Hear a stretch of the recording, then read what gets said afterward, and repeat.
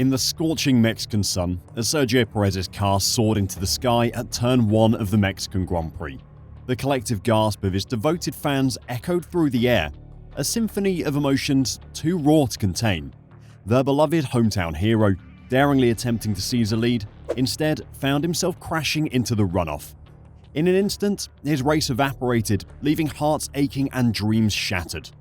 It felt like it would be a seminal moment in his season as it happened, and that feeling grew as Ricciardo drove to an impressive 7th place finish. Is this finally the end of the road for Sergio Perez? Let's find out. As Checo ended his Mexican Grand Prix after just 14 seconds, turning into Charles Leclerc at turn 1, attempting a move that would almost certainly give him the lead of the race, I thought that was the saddest thing I would see all day. But then, Max Verstappen awkwardly ascended to the podium in a sombrero atop his Red Bull, and that made me feel even sadder. Then, while I was checking the news after the race and scrolling through social media, I saw this video of someone attacking 2 people in Ferrari shirts in the grandstand. The man was quickly removed by security and issued a lifetime ban, but what goes on in people's head to think that this is a reasonable reaction to anything, never mind a Formula 1 race? The incident at turn 1 was absolutely on Checo, and he took full responsibility for it. It was almost a mirror image of the mistake that Lewis Hamilton made 2 races earlier in Qatar. Sergio, starting from 5th on the grid, had an excellent start as both Ferraris and Ricciardo ahead of him struggled for traction. He tried to take the outside line at turn 1, but with Max on the inside of Charles, the Ferrari couldn't turn in when Checo expected him to, and that was that. A huge hole in his side pod and a wrecked floor were the reasons he retired, but his over-eagerness to impress his home Grand Prix was the real cause. I saw a comment somewhere that said, "Ricciardo, last in the World Drivers' Championship, in the car that's last in the World Constructors' Championship, out-qualifying Perez at his home race is the most 2023 Perez thing imaginable." That's a statement that couldn't be more true. The contrast to his teammate has been absolutely shocking. After that retirement, Max has over double the points that Sergio does in the Drivers' Championship. Checo is closer to Nick De Vries and Logan Sargent than he is to Max, and they're 21st and 22nd in a 20-car championship. Max has been so successful this season that he'll be the first ever driver to have to pay the FIA more than €1 million to renew his super license next year, due to the FIA charging the renewal fee based on the number of points you score in the previous season. Not that the FIA is greedy, of course. Despite Max's success and Perez's struggles, Checo remains as defiant as he has all season, insisting that the results will come, even as they continue not to. He's failed to make the podium for 5 straight races now. His teammate has won more races in a single season than any other driver in the history of the sport, and is on track to have the highest win percentage of any season as well.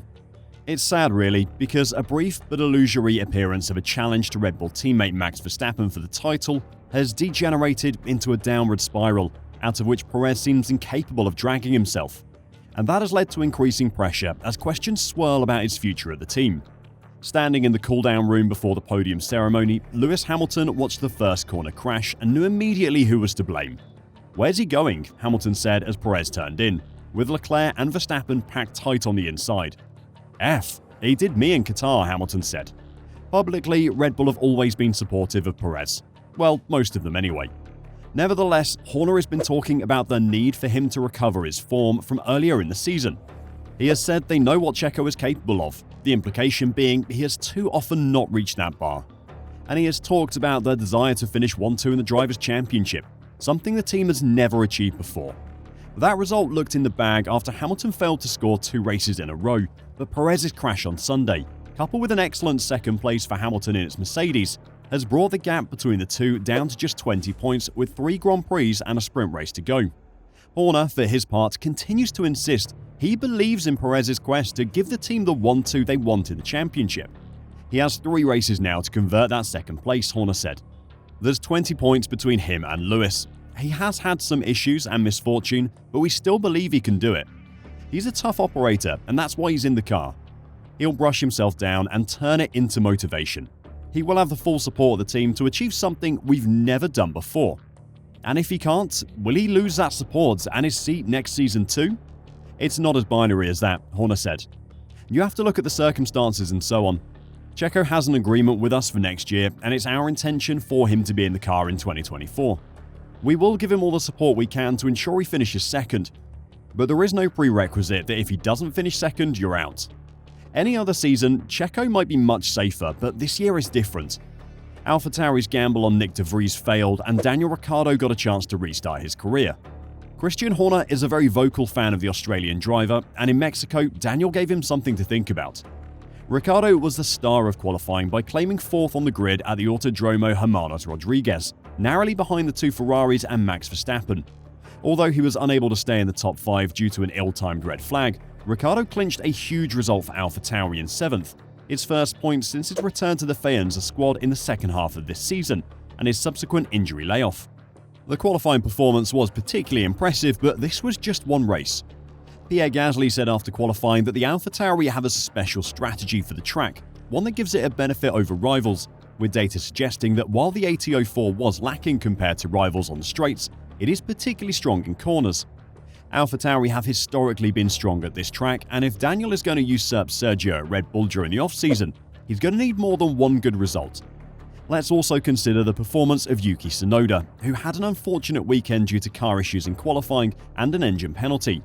On lap 49, Yuki had managed to make it up to 8th place before contact with Oscar Piastri denied him 7th place and effectively ended his race. When that happened, Yuki was lapping as fast as Daniel despite being in that battle with Piastri. Yuki was less than 3.5 seconds behind Daniel on track when the incident happened, and who knows, he could have gone on to beat the Australian from 18th on the grid. Don't let that detract from Daniel's performance though. It's just evidence that the car played at least as big a part in this result as Daniel's driving. Red Bull Racing team boss Christian Horner called it remarkable and outstanding, while celebrating a performance that looked like the Daniel of old. Like I said earlier, he's always been a big fan. AlphaTauri's chief race engineer Jonathan Eddles said that what we saw in Mexico was a result of AlphaTauri really adjusting the car to Daniel for the first time.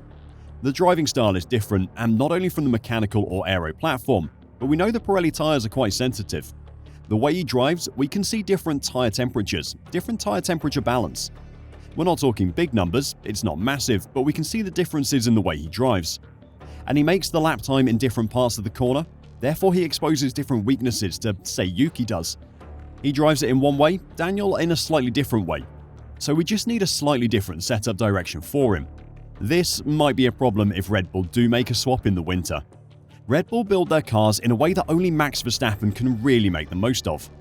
On paper, they are faster than anything else, but they're also so difficult to exploit the maximum from that only a driver of Max's skill can make the most of that extra pace. Daniel is a driver who likes a very specific setup. Renault indulged him, and he did very well there compared to his teammates. McLaren did not indulge him. Their car was just challenging to drive. And Lando Norris outdrove him so much that McLaren paid $20 million to not have him drive for them this season. That doesn't mean that Red Bull won't make the swap anyway. Albert Fabrega, a confidant of all the teams in the paddock and the best source for upgrade information in the sport, tweeted after the race, "I don't want to believe the rumour that they've told me now in the paddock. No. What he is specifically referring to is anyone's guess, but it was obviously taken as an indication that Red Bull had made the decision to replace Checo. At the end of the day, we aren't going to know anything for sure until Red Bull says something.